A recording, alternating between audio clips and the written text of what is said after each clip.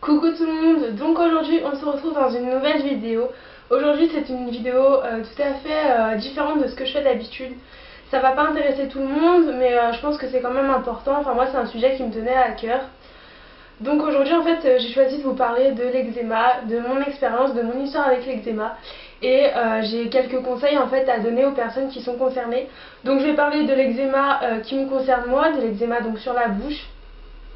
Et je vais également donner quelques conseils par rapport à l'eczéma sur tout le corps. Ça, il y en a beaucoup plus de personnes qui sont atteintes par l'eczéma, des plaques voilà, sur le corps, que autour de la bouche. Donc je vais quand même mêler un peu des deux. Mais voilà, en fait, pour tout vous expliquer, en ce moment, il n'y a pas si longtemps, dans une vidéo, pour ceux qui regardent un peu mes vidéos, j'avais expliqué que si je ne mettais pas de rouge à lèvres dans mes vidéos, c'était tout simplement parce que j'avais un problème d'eczéma sur la bouche. Et que je ne pouvais donc pas mettre de rouge à lèvres. Et comme vous avez pu aussi le voir dans mes anciennes vidéos, mes dernières vidéos, j'ai remis du rouge à lèvres car mon eczéma était parti, ça allait donc beaucoup mieux. Et bah voilà, moi j'adore le rouge à lèvres, c'est vraiment quelque chose que j'aime porter. Et je n'ai pas pu m'empêcher d'en remettre, évidemment, mais ma bouche n'a pas supporté autant de rouge à lèvres comme ça parce que j'en ai quand même mis pas mal. Et du coup l'eczéma est de retour. Donc en fait à la base c'est pas du tout la vidéo que j'avais prévu de vous poster aujourd'hui, mais étant donné que mon eczéma est revenu, je me suis dit que je sais que je suis pas la seule dans ce cas là, donc je me suis dit que c'était quand même intéressant que justement je profite de ce qui m'arrive à moi pour vous le partager et vous expliquer tout ça et vous donner quelques conseils qui peuvent peut-être vous aider. Donc voilà, j'espère que cette vidéo vous plaira. N'hésitez pas à me dire dans les commentaires déjà s'il y a d'autres vidéos sur d'autres thèmes comme l'eczéma par exemple, comme le poids, comme je ne sais quel thème qui vous intéresserait. Si ça vous intéresse que je parle de ces thèmes là, donc dites-le moi dans les commentaires. Et si cette vidéo vous a aidé, parce que voilà, je pense que à la base mes vidéos c'est pas trop ça, enfin j'aide mais c'est pas vraiment de l'aide quoi. Et là en fait j'avais vraiment envie de vous partager mon expérience pour vous aider à ce sujet là, parce que c'est vrai que quand on connaît pas trop et quand on sait pas d'avoir un avis extérieur, des fois ça peut toujours aider. Et donc voilà, j'espère vraiment que cette vidéo va vous aider pour les personnes qui sont concernées. Pour ceux qui ne sont pas concernés par cette vidéo, du coup elle vous intéressera certainement pas, mais ne vous inquiétez pas, vendredi prochain je reviens avec une nouvelle vidéo et normalement elle devrait vous plaire. Donc voilà, en fait elle va être un peu longue cette vidéo, j'ai quand même fait, j'ai structuré on va dire tout ce que j'ai à vous dire, parce qu'il y a quand même pas mal de choses. Voilà, et oui, dernière chose à vous dire, je ne pense pas faire de montage sur cette vidéo. Donc je verrai, mais il se peut qu'à certains moments je fasse des fautes de langage, des choses comme ça. Et du coup ce sera dans la vidéo que vous voyez en ce moment je pense. Tout simplement parce que étant donné que c'est un débat, j'aime moins quand il y a du montage. Je pense que c'est mieux, voilà, je parle. Et ça fait beaucoup plus naturel et ça... Moi je préfère faire comme ça. Donc vous me direz aussi si ça vous plaît ou non dans les commentaires. Donc voilà, et on va commencer cette vidéo tout de suite. Donc alors, par rapport à l'eczéma, je vais d'abord commencer par vous raconter en fait mon histoire avec l'eczéma. Donc moi depuis que je suis petite, j'ai eu vraiment beaucoup d'eczéma. J'en avais énormément sur tout le corps. Donc pour ceux qui ne connaissent pas, c'est vraiment des grosses plaques, ou des petites d'ailleurs, mais c'est souvent des plus grosses plaques qui sont rouges, la peau est séchée, un peu craquée et ça gratte et c'est très embêtant. Ça peut être provoqué par plusieurs choses en fait. Souvent c'est dû au stress. Après il y a certaines personnes qui font des réactions allergiques et leur corps s'exprime sous forme d'eczéma, leur allergie forme de l'eczéma, des plaques d'eczéma. Donc par exemple pour les allergies cutanées, une personne qui va toucher quelque chose auquel elle est allergique, sa peau va réagir et former des plaques d'eczéma. Donc voilà, et sinon après il y a l'eczéma tout simple, on ne sait pas d'où il sort, on ne sait pas pourquoi mais il est là. Et voilà, l'eczéma c'est vraiment très embêtant. Donc moi depuis que je suis toute petite j'en ai sur le corps. J'en ai eu vraiment beaucoup étant petite et j'ai eu un traitement pendant plusieurs années. Il faut savoir que le traitement pour l'eczéma, excusez-moi, donc le traitement pour l'eczéma en fait, Oh, je vais y arriver. Le traitement pour l'eczéma, c'est pas forcément obligatoire, mais c'est très souvent à la cortisone. Moi, je sais que les seuls traitements qui ont marché sur mon eczéma, ça a été la cortisone. La cortisone, donc c'est un composant médical qui est pas très bon à la santé. Il y a pas mal d'effets secondaires, donc par exemple, ça donne faim la cortisone, donc du coup ça entraîne un peu une prise de poids derrière. Ça fait pousser les poils plus vite, effectivement. Je sais pas trop ce qu'il y a d'autre, mais déjà ces deux-là m'ont concernée par rapport au traitement que j'ai pu suivre du coup pendant pas mal d'années. Donc ça c'était vraiment quand j'étais très petite. Ensuite, ça s'est un peu calmé avec la puberté, l'adolescence, tout ça. J'ai eu une période où ça s'est calmé et en fait, durant cette période, l'eczéma n'était plus sur mon corps mais il est venu s'installer sur ma bouche et surtout là autour de mes lèvres et un peu sur mes lèvres. Donc en fait à la base je savais pas ce que c'était, d'accord. Ça n'apparaissait qu'en hiver, donc je pensais que c'était des gerçures. Ici, aux commissures des lèvres en fait, dans les deux coins et surtout ce côté là, ça me craquait complètement la lèvre, j'avais les lèvres complètement déchirées, pétées, ça me faisait super mal, je pouvais pas vraiment rigoler parce que la cicatrice qui se formait reclaquait, dès qu'on mange ça fait mal, enfin c'est vraiment très embêtant et donc c'est ce que j'ai encore aujourd'hui. Et en fait avec le temps, moi je mettais du labello parce que pour moi il fallait hydrater mes lèvres. J'hydratais tout le temps, j'en mettais tout le temps, 4-5 fois par jour, j'arrêtais pas d'en mettre. Et déjà je me suis découverte des allergies à certains labellos. Et en plus de ça, ça m'a pas du tout aidé en fait. Parce que j'avais l'impression que ça allait mieux et en fait ça n'allait pas mieux. Et au final, l'année dernière, ça a commencé à prendre de l'ampleur et à s'installer vraiment sur toute la bouche. Et donc c'est là où je suis allée consulter un médecin et il m'a dit clairement que c'était de l'eczéma. Donc voilà, traitement en conséquence et aujourd'hui j'ai encore ce traitement. C'est pas un traitement que je prends tous les jours, c'est une crème en fait à la cortisone comme je vous disais, que j'applique seulement en cas de crise, donc quand l'eczéma revient. Il y a des fois où il se calme comme ces derniers temps et voilà, aujourd'hui c'est revenu. Donc je recommence mon traitement à chaque fois. Et voilà. Donc voilà un peu pour mon histoire par rapport à l'eczéma. Et donc là juste je suis en train de vous parler de médicaments que j'ai pu avoir à la cortisone. Je ne vous donnerai aucun nom de médicaments dans cette vidéo tout simplement parce que je ne suis pas médecin. Il y a différents types d'eczéma comme je vous le disais au début, donc ça ne marche pas sur tout le monde. La cortisone c'est vraiment un traitement assez lourd. Je sais que moi le tube de crème qu'on m'a donné, il est assez dosé en cortisone quand même. Donc du coup voilà, c'est pas adapté à tout type de personnes, à tout type d'eczéma, à tout type de peau. Donc faut vraiment, si vous êtes persuadé d'en avoir et que c'est... Enfin, faut vraiment consulter un médecin, d'accord? Je suis pas médecin, donc moi je vais vous donner des conseils. Là je vous explique mon histoire, mais je ne vous dirai pas il faut tel ou tel produit. Non, non, non, parce que ça, moi je maîtrise pas du tout, d'accord? Donc je vais vous donner quelques conseils, mais je vous dirai pas de prendre un traitement ou un autre. C'est pas mon métier, c'est pas ma formation. Donc maintenant je vais commencer les conseils en fait par rapport déjà à l'eczéma de la bouche.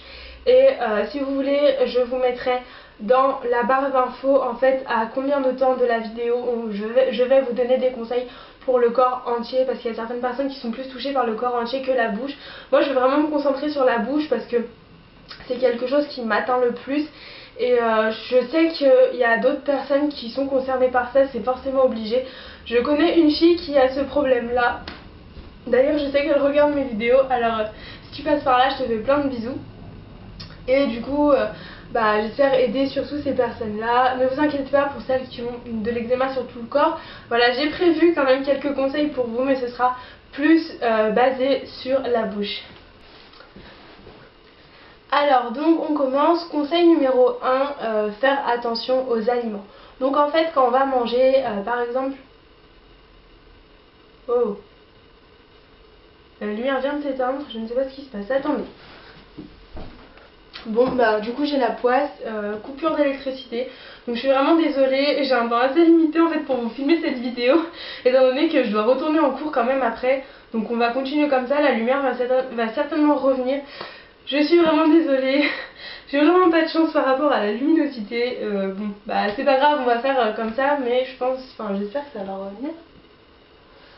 Bon, donc on verra. Donc je reprends. Mon premier conseil, c'est par rapport aux aliments. Donc par exemple, quand vous allez manger de la salade, il faudra faire attention avec la sauce de salade, d'accord? Donc par exemple, quand on mange de la salade, on ne fait pas forcément attention, mais il y a des petites éclaboussures de sauce et ça vient tout de suite. Étant donné que l'eczéma, en fait, ça met la peau à vif, et ben du coup, faut faire attention parce que ça vient en contact avec la peau et c'est très très mauvais. Donc voilà, même quand vous mangez, je ne sais pas, de la sauce tomate, des choses comme ça, évitez vraiment tout contact avec la bouche, avec votre eczéma. Moi, ça je le fais, je mange doucement, je prends le temps de manger, je prends le temps, je fais attention à comment je mange, à comment je prends mes aliments, voilà, pour pas empirer tout simplement. Ensuite, deuxième conseil par rapport au dentifrice. Donc pour le coup, c'est un peu comme les aliments. Voilà, le dentifrice, ça reste un avec des composants chimiques, donc évitez toujours le contact avec l'eczéma. C'est vraiment très mauvais. Et donc voilà, pour pas déjà que ça vous brûle, que ça fasse mal, que ça empire les plaques, faut vraiment faire attention. Ça, je vous avoue que c'est vraiment beaucoup plus difficile. Moi par exemple, quand je me brosse les dents, je fais toujours plein de mousse. Et ça vient toujours un peu sur l'eczéma. Mais j'essaye vraiment de faire attention qu'il y en ait le moins possible, pas d'éclaboussures ou de choses comme ça.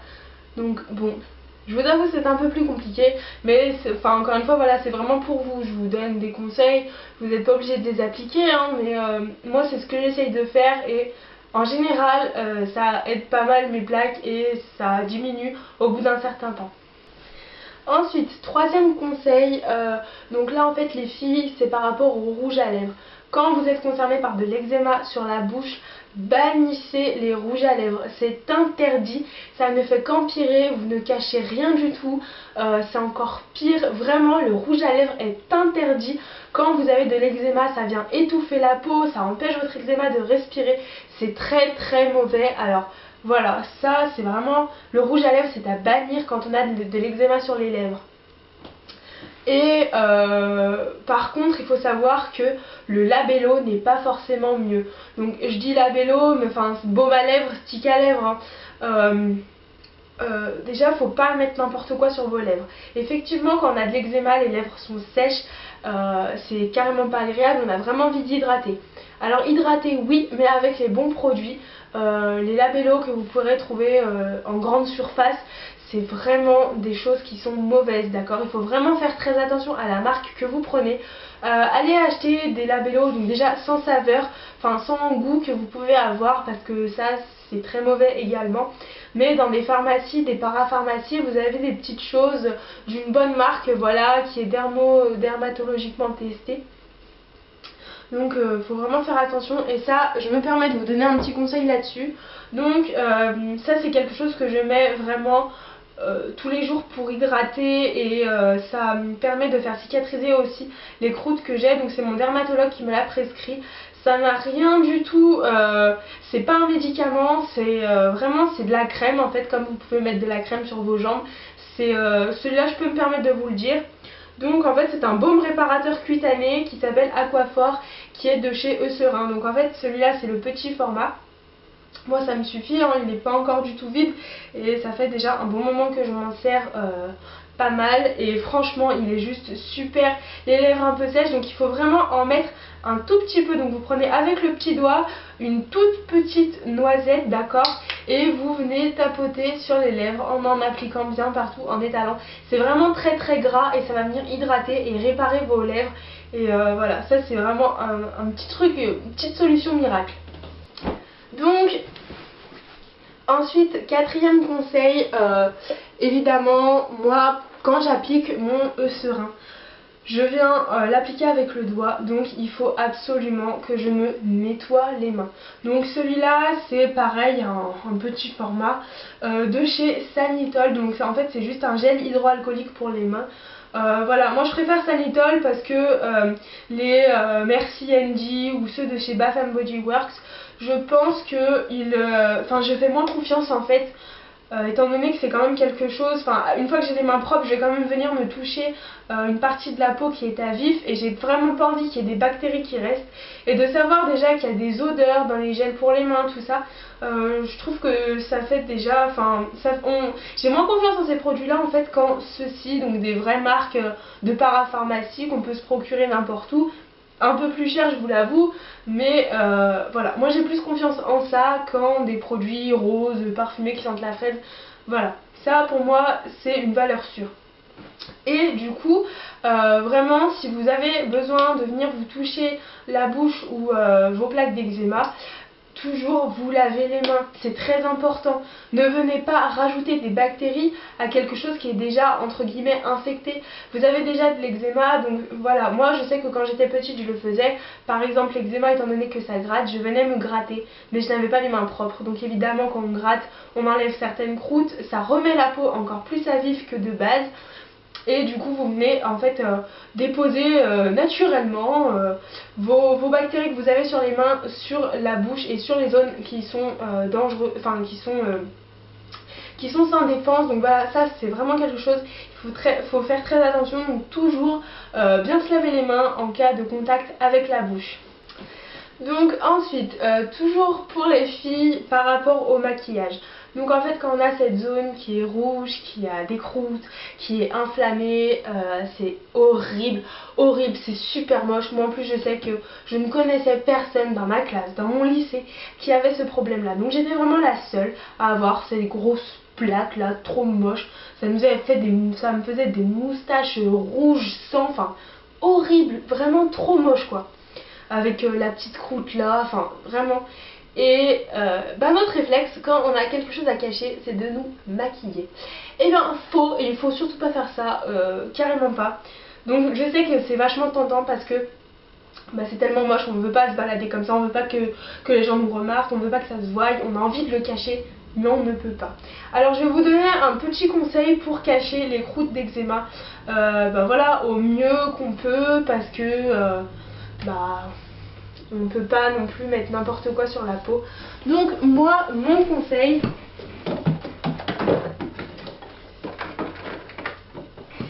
c'est en fait, excusez-moi, je suis allée le chercher, je ne l'avais pas préparé. Donc en fait mon conseil c'est voilà d'appliquer une poudre libre sur votre visage.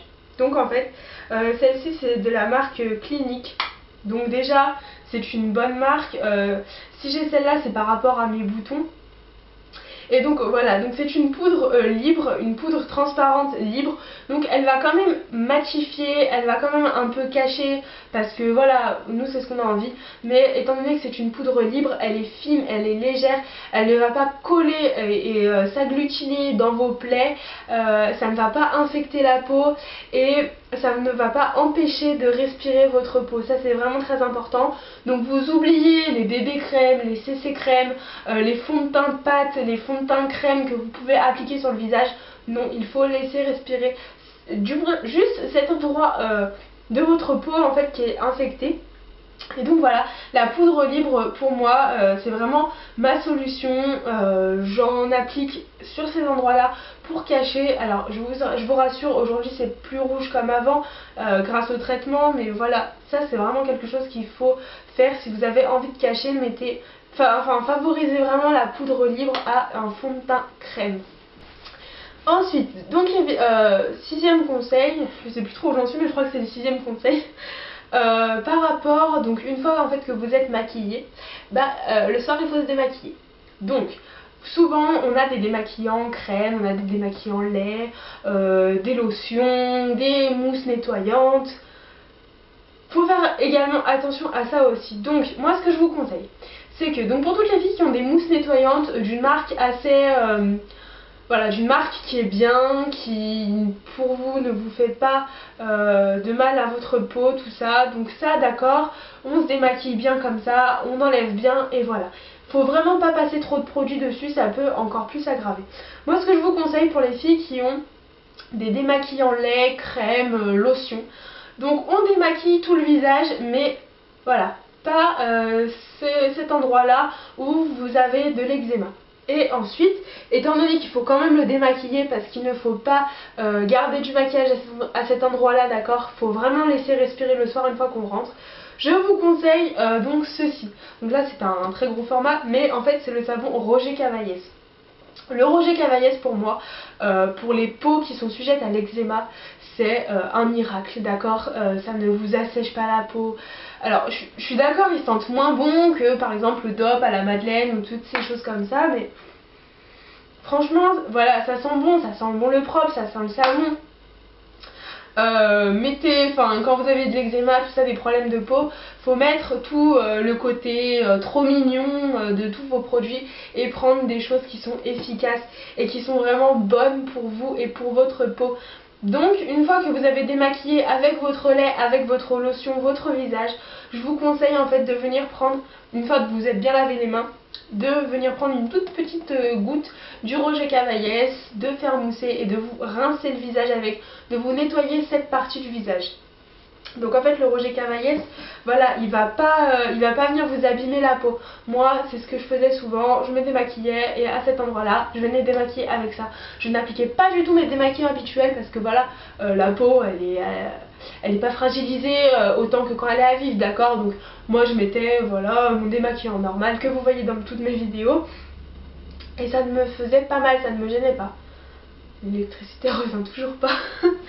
Enfin bref, et du coup, le Roger Cavaillès, c'est vraiment un produit moi que j'adore. Depuis que je suis toute petite, je me lave au Roger Cavaillès. Bon alors maintenant, encore une fois, depuis que j'ai moins d'eczéma sur le corps, je me permets d'avoir d'autres gels douche. Mais celui-là, voilà, pour venir finir le démaquillage autour de la bouche sur les zones sensibles, le Roger Cavaillès pour moi c'est vraiment la solution. Il vous fera pas mal, il n'infectera pas plus, il viendra vraiment nettoyer, mais en douceur, il ne viendra pas vous irriter. Donc voilà, et juste un dernier conseil qui me vient à l'esprit comme ça, pour tout ce qui est crème de nuit, pareil, les crèmes de jour, tout ce que vous pouvez appliquer en produit, évitez vraiment la zone infectée, d'accord. Donc vous en mettez partout comme d'habitude, mais cette zone là, non, vous ne la touchez pas, vous ne mettez rien dessus. Vaut mieux la laisser comme ça que de rajouter des produits. Enfin moi j'ai quand même des bons produits. Par exemple mon baume de nuit, il est de chez Decléor, donc c'est une marque bien, c'est aux huiles essentielles. Mais non, je n'applique pas sur cette partie du corps, d'accord. Je veux vraiment pas que... j'évite tout contact avec des produits qui ne sont pas faits pour ça, qui ne sont pas spécialisés pour ça. Donc voilà, évitez vraiment de mettre des produits qui ne sont pas faits pour l'eczéma. Donc voilà, j'ai fini tous les conseils de l'eczéma concernant la bouche que je pouvais vous apporter. Donc maintenant on va passer aux conseils concernant l'eczéma, mais en général sur tout le corps. Donc voilà, il y a énormément de personnes qui sont sujettes à de l'eczéma sur tout le corps, beaucoup plus que ceux qui sont sujettes à de l'eczéma en fait sur la bouche. Donc du coup je me suis quand même dit que j'allais faire une petite partie là-dessus parce que j'ai quand même été concernée et je trouve que c'est quand même important. Donc pour les quelques petits conseils que je peux vous apporter, j'en ai pas autant que pour la bouche mais j'en ai quand même 2-3. Donc le premier conseil c'est des plaques d'eczéma, il faut vraiment bien les hydrater, d'accord. Donc c'est vraiment des plaques sèches avec des petits boutons, faut vraiment bien hydrater une fois que vous vous êtes lavé. Donc on commence par exemple le soir quand on rentre, on a transpiré, on a eu chaud, c'est souvent à ce moment là que les plaques d'eczéma ressortent un peu avec la transpiration. Ça les fait réagir et là ça ressort, ça commence à gratter. Donc déjà essayez de vous hydrater le moins possible dans la journée. Pareil quand on se gratte, on se lave les mains, on se gratte mais juste avec la peau, on ne se gratte pas avec les ongles. Et il faut vraiment éviter de se gratter quand ça vous fait des croûtes par exemple, de se gratter avec les vêtements. Donc si on se gratte, qu'il y a une croûte en dessous, la croûte s'enlève. Le vêtement qui a pris chaud, qui a pris un peu votre transpiration de la journée, quelques bactéries, quelques microbes, ça va venir toucher votre peau qui est sans défense, voilà encore une fois, et ça va venir s'infecter. Donc faut vraiment faire attention, gratter un minimum et éviter de vous faire des plaies. Ça c'est vraiment très important. Ensuite donc le soir vous arrivez, vous enlevez les vêtements, tout ça, la douche, Roger Cavaillès. C'est vraiment le seul savon que je connais qui est bon pour la peau à ce point là. Et surtout pour l'eczéma. C'est un savon, il ne va pas vous irriter. En plus celui-là c'est pour les pochettes et pour les peaux sèches, il est hydratant. Donc voilà, ça va venir rehydrater, remettre un film protecteur sur votre peau. Évitez, d'ailleurs quand vous l'utilisez, que vous avez de l'eczéma, évitez les gants, évitez les fleurs de douche. Vraiment la main, le savon et on frotte gentiment parce que voilà, faut encore une fois pas frotter comme un malade pour enlever encore les croûtes. Faut vraiment prendre soin de sa peau. Et donc le Roger Cavalles, ça c'est vraiment la solution miracle.